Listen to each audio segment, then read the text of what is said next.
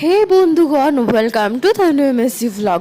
তো দেখো, এটা হচ্ছে আমাদের বাড়ির সামনের ফন্ট, আর সময়টা হচ্ছে বসন্তকাল।